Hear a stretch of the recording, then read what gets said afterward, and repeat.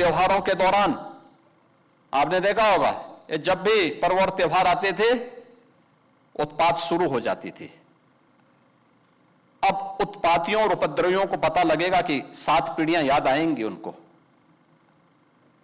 क्योंकि कभी कभी बुरी आदतें जाती नहीं लोगों की, तो उसके लिए उनकी डेंटिंग पेंटिंग करवानी पड़ती है कायदे से, जिससे उनकी बुरी आदतों को हम ठीक कर सकें। और यही डेंटिंग पेंटिंग आपने देखा होगा, कल बरेली के अंदर हो मौलाना भूल गया कि शासन किसका है। वो ये मानता था धमकी देंगे और हम जबरदस्ती जाम कर देंगे। हमने कहा जाम नहीं होगा, कर्फ्यू भी नहीं लगेगा, लेकिन कर्फ्यू का सबक तुम्हें ऐसा सिखा देंगे कि तुम्हारी आने वाली पीढ़ी दंगा करना भूल जाएगी। क्या तरीका है जी? आप सिस्टम को ब्लॉक करना चाहते हैं। और यह प्रवृत्ति थी यूपी के अंदर, 17 के पहले यही होता था। और हम इसी बात को कह सकते हैं कि 17 के बाद हमने कर्फ्यू भी नहीं लगने दिया, लेकिन ऐसे बैरियर को चुन चुन करके वे जिस प्रकार की भाषा को समझते थे उस प्रकार की भाषा से उनको समझा करके उसको उसकी सजा दिलाने का काम भी किया है। और उत्तर प्रदेश की ग्रोथ स्टोरी यहीं से शुरू होती है। अगर आजादी के समय, मैं उससे पहले नहीं जाता, लेकिन 1947 में भारत आजाद हुआ, अगर उस समय भारत की इकोनॉमी में भारत का उत्तर प्रदेश का कंट्रीब्यूशन 14% था, तो ये 14% फिर से होना चाहिए। और 14% नहीं होना चाहिए, बल्कि जितनी आबादी है उत्तर प्रदेश की, उत्तर प्रदेश उतना कंट्रीब्यूशन करता हुआ दिखाई दे। ये हमारा राष्ट्रीय धर्म है और दायित्व भी है, और उसी के तहत ये सब कार्य योजना बन रही है। उत्तर प्रदेश के अंदर इंफ्रास्ट्रक्चर अच्छा हो, 17 के पहले कोई कल्पना भी नहीं करता था। आज देश के अंदर 55% एक्सप्रेस वे उत्तर प्रदेश के पास हैं। सबसे अधिक सिटी में मेट्रो का संचालन उत्तर प्रदेश कर रहा है। 17 के पहले 2 एयरपोर्ट पूरी तरह क्रियाशील थे, लखनऊ और वाराणसी। गोरखपुर और आगरा आंशिक रूप से क्रियाशील थे। गोरखपुर में एक फ्लाइट आती थी, कभी भूल से आ गई,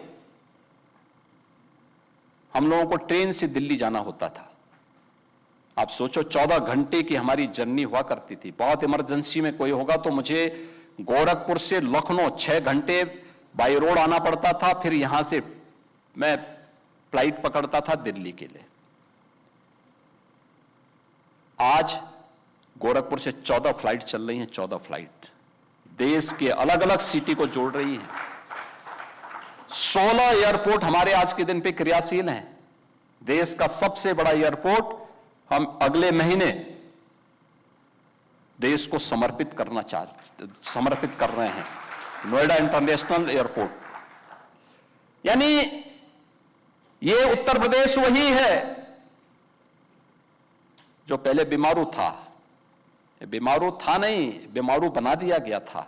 बीमारू मानसिकता वालों ने इसको बीमारू बना दिया था। ये बीमारू मानसिकता वही है जो परिवारवाद और जातिवाद है, ये बीमारू मानसिकता है। और इसी बीमारू मानसिकता ने उत्तर प्रदेश को बीमारू बना दिया था। परिणाम क्या था?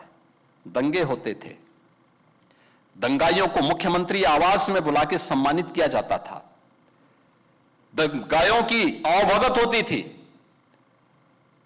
और पेशेवर अपराधी और माफियाओं के सामने सत्ता सैल्यूट करती थी और सत्ताधारी लोग उनके कुत्तों के साथ हाथ मिलाया करते थे।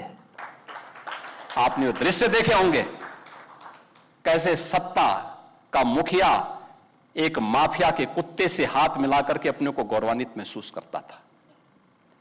यह स्थिति थी। आप अनुमान करते हैं उत्तर प्रदेश के लोगों को इन्होंने सुरक्षित किया था? ये सुरक्षित करते? हर जिले के अंदर एक माफिया दे दिया था, और हर माफिया को जिले के अंदर पैरेलल समानांतर सरकार चलाने की पूरी छूट दे दी थी। आज परिणाम क्या था? 17 में आते उत्तर प्रदेश न केवल बीमारू था, बल्कि उत्तर प्रदेश के नागरिकों के सामने पहचान का संकट भी था। हर व्यक्ति अपनी पहचान के लिए मोहताज था। ना बेटी सुरक्षित, ना व्यापारी सुरक्षित। खेतीबाड़ी चौपट, किसान आत्महत्या करता था। नौजवान की नौकरी पर सेंध लगती थी, उसकी नीलामी होती थी। चाचा भतीजा दोनों वसूली के लिए निकल पड़ते थे। वसूली का गैंग चलता था। ट्रांसफर पोस्टिंग में इनके दलाल बोली लगाया करते थे। और आप भी देखते होंगे, जब हम ट्रांसफर पोस्टिंग करते हैं तो आज भी उनकी पीड़ा झलक उठती है। कैसे हम लोगों ने उनके उस अनैतिक अवैध व्यापार पर कैसे प्रहार किया है। उनके सभी चेले चपाटे किस प्रकार से चिल्लाते हुए दिखाई देते हैं हर एक मामले में। आज आप देख सकते हैं world class infrastructure Uttar Pradesh के पास।